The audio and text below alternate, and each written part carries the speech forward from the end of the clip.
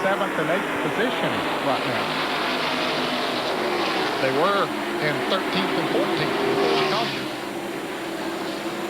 Look out, Rusty. He comes home and hits the apron just like Kyle Petty, but he gets a little more sideways than Kyle Petty does, but he doesn't. He sure did get sideways. Earnhardt goes high again, but he gets good traction up there. Earnhardt has found himself a group up there that's working for him. Watch Rusty come off the 4th corner now and get the left side tires on the flat part and almost lose it. Gets the car sideways. Oops, I better not try that next lap. Man, your heart starts pumping when that happens.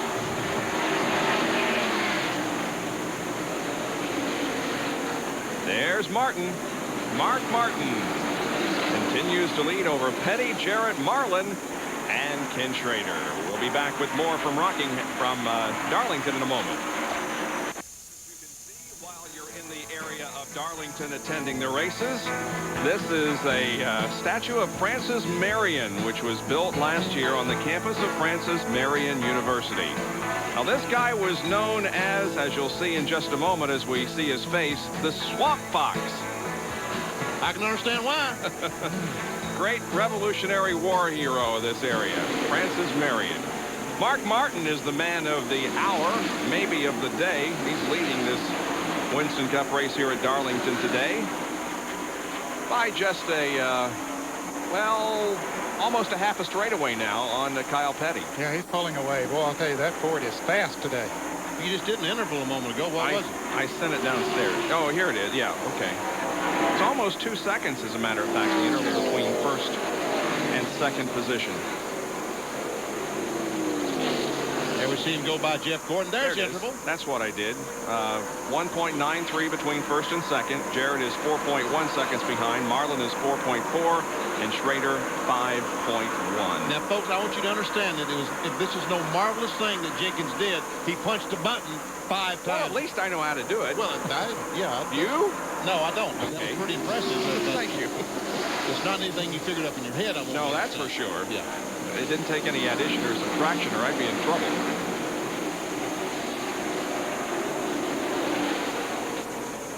Here's Marlin, Schrader, and Dale Earnhardt. And Earnhardt still running right up against the fence, and this is a battle for position. This is 4th, 5th, and 6th. And Dale Jarrett is right ahead of the trio.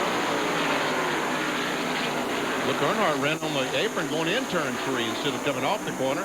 That thing almost looks like a Bristol car, doesn't it, the way it's all banged up and scraped up?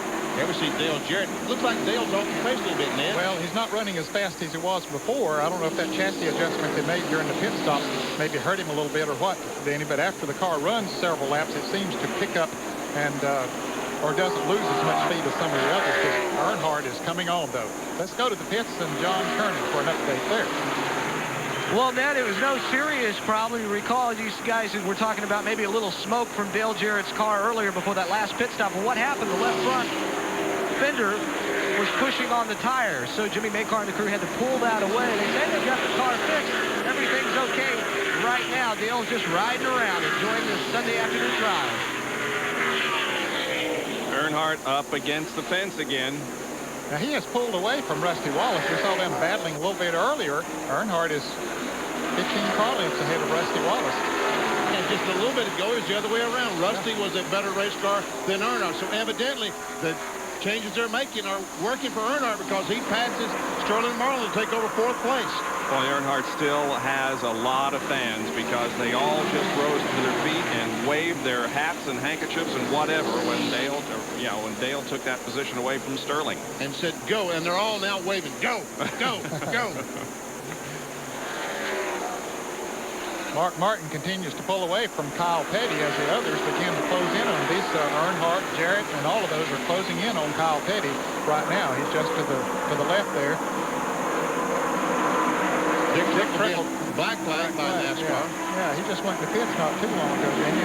Losing a little oil or what the deal is, but Trickle, Carolina Pottery's car. Ford it is now. Here's Jarrett going around Kyle Petty on the inside. You can see the 2 green and black cars there, and Earnhardt right there on Kyle Petty. That moves Jarrett into 2nd place. Yeah, and here Ernie comes Irvin Earnhardt. in the Kodak Film Chevrolet is a lap behind. And Kyle all of a sudden his car is just off the pace badly then. Yeah, I don't know if the chassis, the tires have gone away or just exactly what it is. Kyle Petty beginning to drop back, but after a 31st place finish at Daytona and a 32nd at Rockingham, been 5th at Richmond, 7th at Atlanta, currently struggling but still very much in the hunt. Look at Earnhardt up there on the outside, making a move on Dale Jarrett. He got a good run off that turn. Now it goes to the inside. Jarrett will back off and let it go. He won't come with him going into that turn. That's for second place. Takes over the second spot. Earnhardt is marching toward the front. It looks like whatever changes they've made are working great. Here's the Western Auto race summary. Mark has led 105 of the 200 laps. We have 14 cars on the lead lap, 11 leaders and 16 changes. Only 2 caution periods for a total of 10, and the average speed of the race is 138.10 miles an hour. Those that have led include Martin, Earnhardt, Petty, Waltrip, Kulwicki, Schrader, Jeff Bodine, Terry Labonte. Jeff Gordon led a lap. So did Dale Jarrett and Ricky Rudd. Hey, that's pretty neat where it shows how many laps they led. Yep. Here are the cars that are out of the race, including Harry Gant, Phil Parsons, Michael Waltrip, and Kenny Wallace. Now the Mechanic of the Year standings as we enter this 5th race of the year. Andy Petrie is atop the standings with 273 points. Tony Glover 2nd, and Steve Meal, Donnie Wingo, and Ray Everham. There is Kyle Petty. We mentioned how he may be slipping back. Jerry, have you been able to determine what the problem is?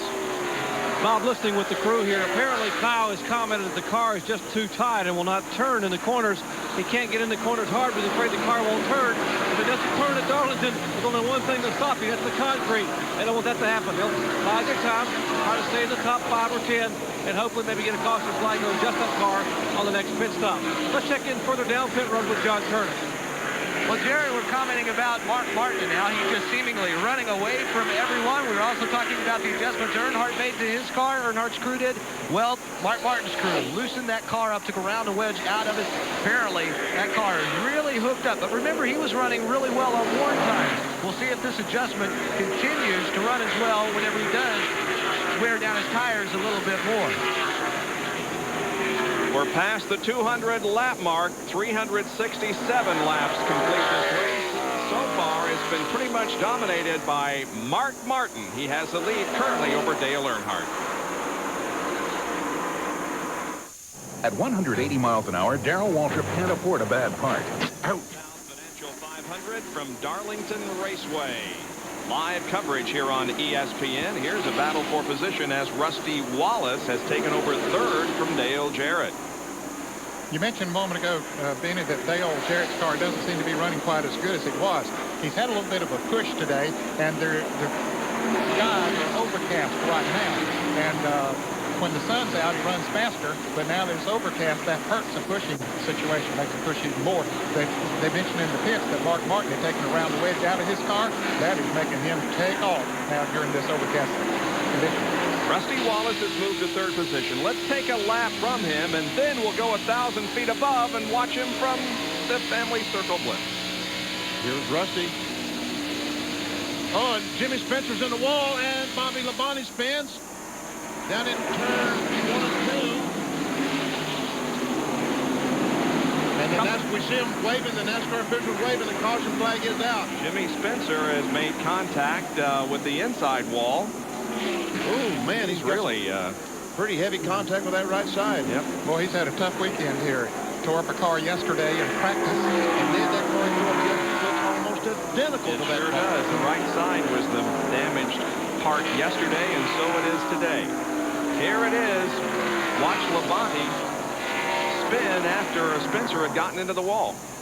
I don't really know what happened there. I can't imagine what... I believe Spencer might have hit the wall and came back and hit Labonte just a little bit and got him loose and spun him around.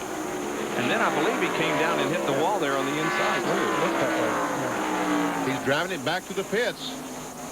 Well, this is our 3rd caution of the day and our 2nd accident. The first accident involved Jeff Gordon. He's back out on the racetrack. And Jimmy Spencer is already lowering the netting on the side of the car and ready to get out, it looks like. That's a signal, Bob, for the drivers to tell NASCAR they're okay. That's to tell the safety workers